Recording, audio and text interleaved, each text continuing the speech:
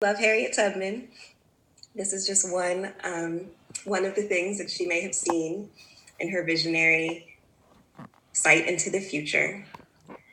I am really excited about this. I've been looking forward to this, and I really appreciate everyone devoting their time and what I know are really busy and exciting lives to be part of this workshop. And I want to honor your investment in your own freedom. So, we are going to start with just a little bit of context. So, the name of this workshop is My People Are Free, Harriet Tubman and Prophecy in the Present Tense. And some people have already heard me tell this story about Harriet Tubman, or you read about it in the article. It's one of my favorite stories to tell. So, I'm going to tell it again. But my favorite story about Harriet Tubman is a story about one of her dreams. And in the early part of the Civil War, at a time where Harriet Tubman was the most sought after fugitive in the United States, she was staying in the home of some friends in Albany, and that night she had a dream. And when she woke up, she was telling her friends about this dream. And in this dream, she saw the liberation of her people. And I don't know exactly what the dream looked like, what the different images were in the dream, but I like to think that Harriet Tubman could see us. I like to think that in her dream, there was this strange cubic grid of all these people's faces that she could see, like us. That was part of her freedom and our freedom. Whatever it was she saw, all the next day she was ecstatic, and she just kept repeating, "My people are free. My people are free. My people are free." And it was a few months later that she decided to go down to South Carolina near the Combahee River to start organizing what would be the Combahee River Uprising, and history changing, really definitive turning point in the Civil War, where she directly took on the rice plantations that were the stronghold funding the Confederacy. So I love that. For people who have seen the recent film Harriet, those words, "My people are free," show up in kind of a different context. And I'm not saying that that's historically inaccurate, because it may be that Harriet Tubman just kept saying "my people are free" every day for the rest of her life. I mean, why not? I try to say it every day.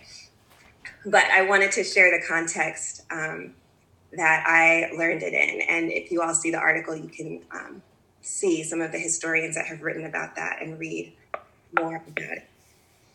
And so tonight is really about being in Harriet Tubman's legacy and working towards our own freedom, which "my people are free." That type of prophecy really talks about the connection between the liberation we can experience in our lifetimes and the collective liberation that actually is already present, that can move beyond our lifetimes.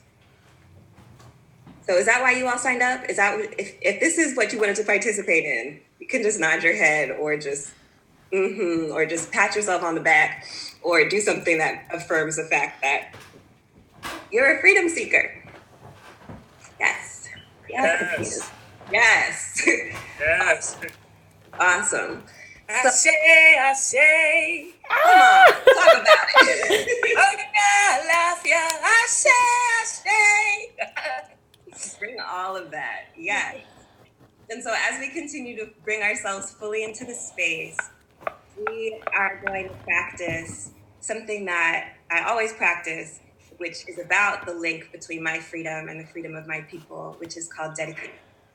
So dedication is our opportunity to dedicate our participation tonight on the call to someone who is not on this call, but who is absolutely bound up with you in freedom. And so this could be somebody who has actually made you more free. Oh, someone's screen sharing, maybe by accident. Okay, I'm gonna keep talking, but if you see your own green hat on the screen, okay, there we go. Yeah, so dedication is an opportunity to bring someone, and it could be somebody who you actually are hoping and praying for their freedom, or they have granted you further clarity about your own freedom. It can be anyone. It can be someone who is living right now. It can be an ancestor who has passed on. It can be someone who is younger than you, older than you, someone who you've never met, someone who you know how to refer to, but whose name you actually don't know. And we are going to actually use the chat to offer our dedications. And I'll model. So I'm dedicating my participation tonight to dear sweet poet Aiello, who is one of the people who participated in the Combahee pilgrimage that I talk about in the article that I shared. And Aiello is also the person who taught me that Lorraine Hansberry said we can impose beauty on our future. Also invoke and use tonight. And Aiello is with me ancestrally. Aiello, we say, saved her own life, and so is no longer living on this plane. And I'm really just coming to a place where I can acknowledge that this was part of Aiello's understanding of what it meant to live free or die. So I'm dedicating our participation here to Aiello's continued freedom. I am dedicating it to our continued relationship across planes. And I'm encouraging you to dedicate your participation to someone who you want to bring close in freedom, who you want to let go wide in freedom, and whose freedom is absolutely a part of yours. So you can go ahead and type names or the way that you refer to the person. Like if it's just your great, great, great, great uncle whose name you don't know, you just say my great, great, great, great uncle. And we're just going to allow the chat to populate. Again, for folks who may have logged on more recently, if you don't see the chat, there's a little bubble at the bottom of your screen that looks like a little comic book dialogue bubble. And you can click that to type into the chat and share with everyone.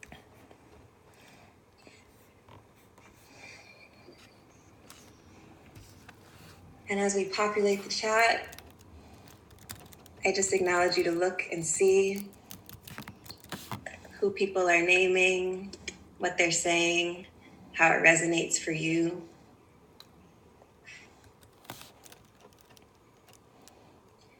And take some time to notice your own breathing. Does it feel deep or shallow? Does it feel fast or slow? Acknowledging that your breathing is the way that you bring the person you're dedicating to, and also multitudes of free spirits into this space.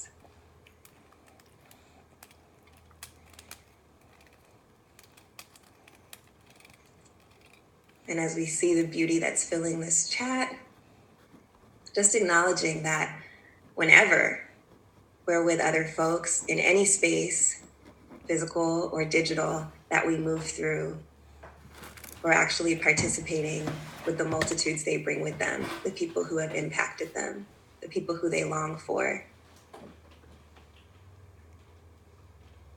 Mm-hmm. Mm-hmm, mm-hmm, mm-hmm.